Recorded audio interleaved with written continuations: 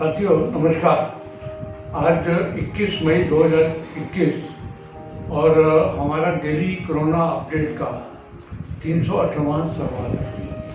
आज हमारे बीच में अपने मित्र विनय अग्रवाल जी हैं। विनय अग्रवाल जी अनेक संस्थाओं से जुड़े हुए हैं, NGOs के साथ, RWS के साथ, सोशल एक्टिविस्ट हैं, मार्केट का ध्यान भी रखते हैं और एक बहुत ही जागरूक एक सामाजिक एक व्यक्तित्व है इनका। तो आज ये कुछ प्रश्न लेकर आए हैं। खासकर हम बात करेंगे आज ब्लैक फंगस के बारे में। तो ओवर टू विनय जी, आप क्या पूछना चाहते हैं, आप प्रश्न कीजिए। नमस्कार। तो मेरा प्रश्न ये है कि ये जो एक नई बीमारी ब्लैक फंगस के रूप में उभर रही है, थोड़ा इसके बारे में आप समाज को और हमारे लोगों को जागरूक करें। विनय जी, ब्लैक फंगस जो है डेफिनेटली एक कॉज ऑफ कंसर्न है पूरे देश के अंदर। और जैसे जैसे इतनी संख्या में कोविड के पेशेंट ठीक हो रहे हैं और उनको स्टेरॉइड दिए जा रहे हैं, वैसे वैसे ही ब्लैक फंगस की जो देश के अंदर अक्रेंस है वो बढ़ रही है और अक्रेंस बढ़ने के साथ साथ इसकी मृत्यु दर भी अपनी है। तो इस नाते पूरे के पूरे आजकल आप देख रहे होंगे अखबारों के अंदर और टीवी चैनल्स के ऊपर ब्लैक फंगस की बहुत चर्चा है। इवन भारत सरकार ने भी इसके ऊपर संज्ञान लिया है। तो ये एक डेफिनेटली एक नई बीमारी तो नहीं कह सकते, क्योंकि ब्लैक फंगस तो वैसे भी होता था, लेकिन कोविड क्योंकि आदमी की इम्यूनिटी को डाउन कर देता है और उसके ऊपर से इस बीमारी के इलाज के अंदर स्टेरॉइड्स बहुत ज़्यादा संख्या में भारतवर्ष के अंदर दिए जा रहे हैं। उस नाते देश के अंदर काफ़ी ज़्यादा केसेस ब्लैक फंगस के आ रहे हैं। इसको टेक्निकल नाम दिया गया म्यूकोरमाइकोसिस, यानी कि एक फंगस आप समझते होंगे। फंगस एक तरह का फफूंद है। फफूंद घर के अंदर लगता है, जैसे बारिशें होती हैं उसमें लगता है। और वैसे ही जैसे जहाँ जहाँ पर ह्यूमिडिटी ज़्यादा है उन इलाकों में ब्लैक फंगस के होने की टेंडेंसी ज़्यादा होती है। तो इस नाते कल तक की रिपोर्ट ये है कि करीब 7,000 केसेस देश भर के अंदर म्यूकोरमाइकोसिस के डायग्नोज हो चुके हैं और 200 से ज़्यादा लोगों की मृत्यु भी हो चुकी है। अमूमन ये 50 साल से बड़े उम्र के लोगों में होगा। दूसरा, वो अमूमन मान के चलिए कि आज हम जब बात करें तो कोविड से वो ठीक हो चुके होंगे। कोविड ठीक होने के 1 महीने बाद तक ये बीमारी हो सकती है। और नंबर 3, उन केसेस के अंदर आपको स्टेरॉइड दिया हुआ होगा और स्टेरॉइड की बात हम बाद में करेंगे।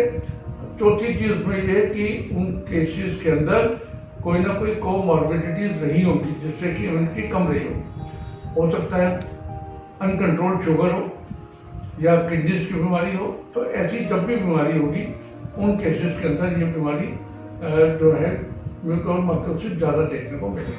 कोरोना वायरस फैलता है एक से दूसरे को, तो क्या हम ये माने कि ब्लैक फंगस भी एक से दूसरे को फैलेगा या सिर्फ उन्हीं को होगा जो पेशेंट जिनको सिर्फ ट्रीटमेंट मिल चुका है कोरोना का, वो ठीक हो चुके हैं?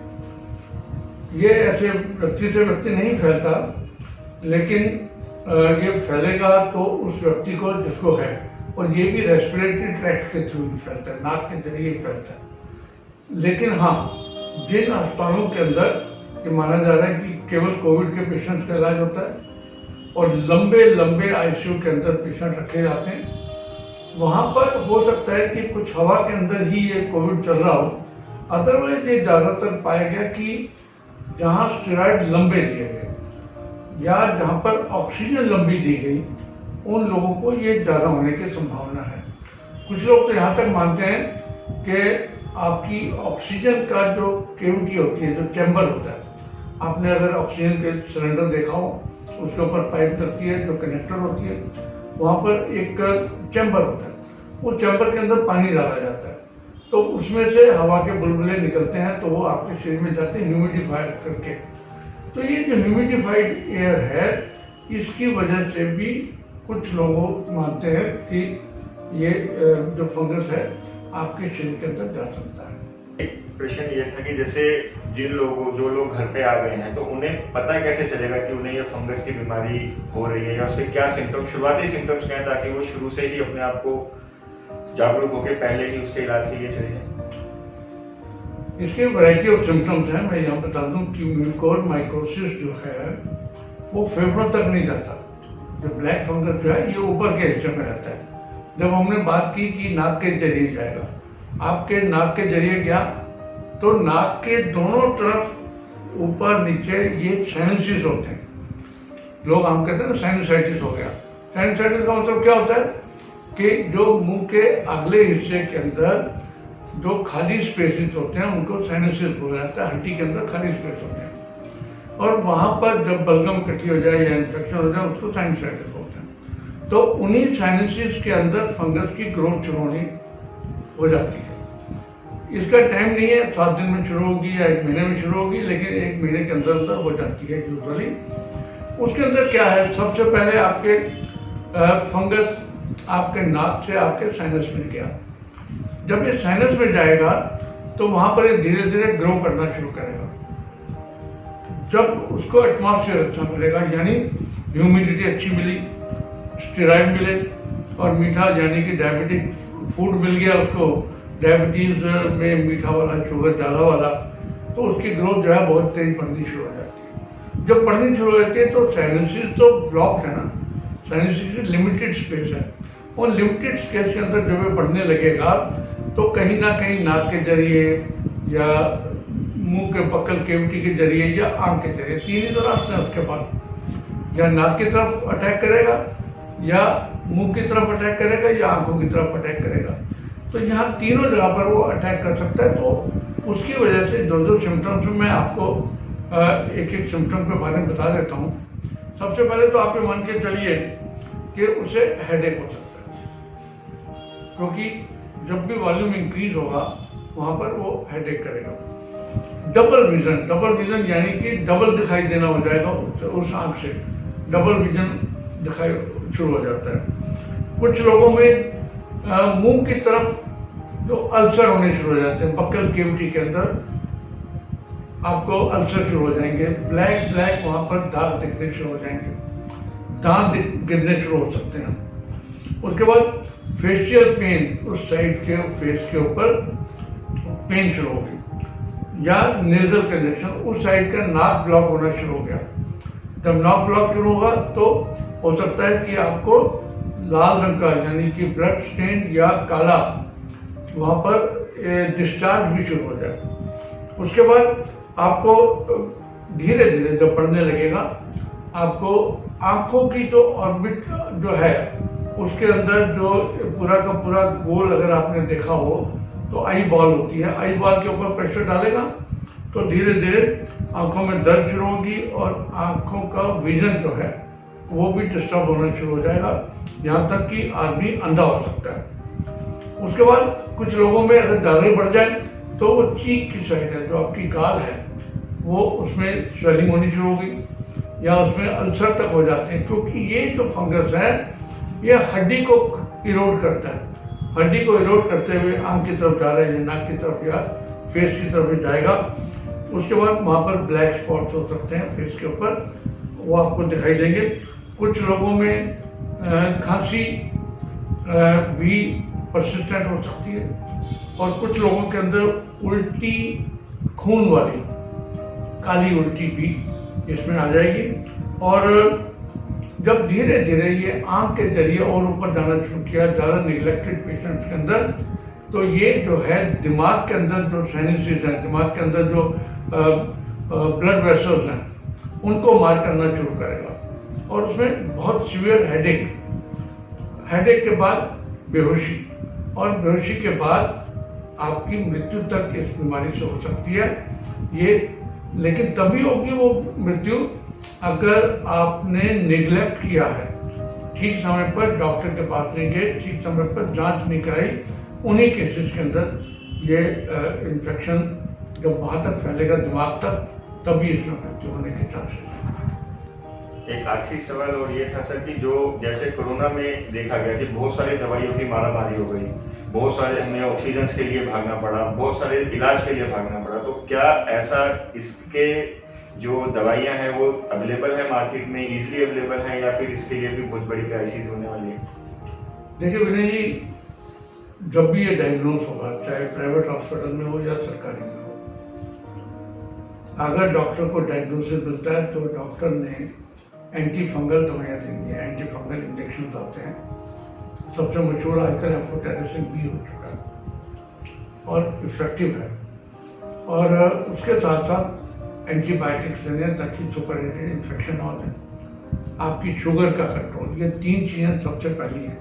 और अगर आपकी इम्यूनिटी कम है तो उसमें प्रोटीन देने हैं या और विटामिन देने हैं, ये सारी चीज़ें वो डॉक्टर देगा। उसके बाद भी अगर कंट्रोल नहीं होता तो उसमें आपकी सर्जरी हो जानी चाहिए ठीक समय पर, क्योंकि अगर सर्जरी ठीक समय पर हो गई, चाहे साइनसेस निकालने पड़े, तो आपकी जो ग्रोथ है फंगस की वो उतनी नहीं बढ़ेगी जितनी कि आपको बहुत नुकसान दे सके।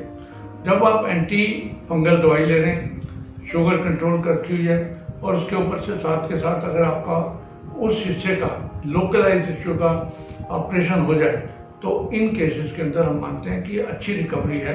क्योंकि अगर ये एक बार दिमाग में पहुंच गया तो बहुत मुश्किल हो जाता है ऐसे पेशेंट्स को सर्वाइव करा पाना। अभी एक क्वेश्चन हो रहा है कि जो कोरोना के पेशेंट हैं उनके लिए डेडिकेटेड हॉस्पिटल्स गवर्नमेंट ने बनाए हुए हैं, तो क्या एंटी फंगल के लिए भी डेडिकेटेड हॉस्पिटल्स होंगे या किसी भी हॉस्पिटल में जाके सामान्य इलाज मरीज कराएगा? नहीं, जहाँ पर भी इसके स्पेशलिस्ट मौजूद हैं, देखिए जहाँ पर कोविड के हॉस्पिटल हैं वहाँ तो आप जा ही सकते हो, लेकिन भारत के अंदर अलग अलग स्टेट्स गवर्नमेंट जो हैं वो अलग अलग ऐसे स्पेशलाइज सेंटर बना रही है। जैसे दिल्ली में 3 जगह बनाया उन्होंने, LNJP में बनाया, राजीव गांधी में और GTB के अंदर। इन 3 हॉस्पिटल्स के अंदर दिल्ली सरकार ने चिन्हित किया है कि अगर ऐसे पेशेंट्स आते हैं सरकारी अस्पतालों में तो वो वहाँ जा सकते हैं। प्राइवेट हॉस्पिटल्स के अंदर भी विभिन्न अस्पतालों के अंदर यहाँ पर द्वारका में और कई जगह पर ऐसे हॉस्पिटल हैं जहाँ पर इसका इलाज है। बहुत कुछ स्पेशलाइज्ड ट्रीटमेंट नहीं है इसके अंदर। इसके अंदर जो मैंने बताया 1, 2, 3, 4 स्टेप्स हैं। ऑल इंडिया इंस्टीट्यूट में सबसे ज़्यादा केसेज हैं दिल्ली के अंदर, करीब 50 केस ऑल इंडिया इंस्टीट्यूट के अंदर इस वक्त तक म्यूकोमार्कोसिस के दाखिल भी हो चुके हैं। गुड़गांव में कुछ लोगों की डेथ भी हुई है। लेकिन मोटी मोटी बात विनय जी समझने की ये है कि बीमारी है, लेकिन इतनी बड़ी भी नहीं है कि बिल्कुल समझा जाए कि पूरा का पूरा आसमान सिर पर उठा लिया जाए। समझने की बात है और उन लोगों को डरने की बात है जिनको शुगर है या कोमॉर्बिडिटीज हैं या जिन्होंने लंबी स्टेरॉइड ली है। यहाँ पर यह भी बताना चाहूँगा कि कुछ डॉक्टर दिल्ली के अंदर बीमारी शुरू होते ही स्टेरॉइड शुरू कर देते हैं। उनको लगता है स्टेरॉइड देने से शायद वायरस रेप्लिकेट नहीं होगा। उन लोगों को बताना चाहता हूँ डॉक्टरों को कि स्टेरॉइड गोल्ड स्टैंडर्ड है इसके अंदर, लेकिन उसका भी एक समय है। वो अगर आप 7 से 10 दिन के समय के अंदर देते हो स्टेरॉइड तो यूजफुल है, लेकिन अगर आप पहले दिन से स्टेरॉइड देने शुरू कर देते हो तो ये नुकसान दे सकता है। धन्यवाद सर। जो हमारे और समाज के प्रश्न थे वो सारे आज मुझे लगता है कि तो साथियों, आज हमने ब्लैक फंगस की बात की विनय जी के प्रश्न से। हम जल्दी मिलेंगे दोबारा, तब तक के लिए शुभ रात्रि, नमस्कार। और भगवान से प्रार्थना करता हूँ कि हम सब लोग सुखी रहें, स्वस्थ रहें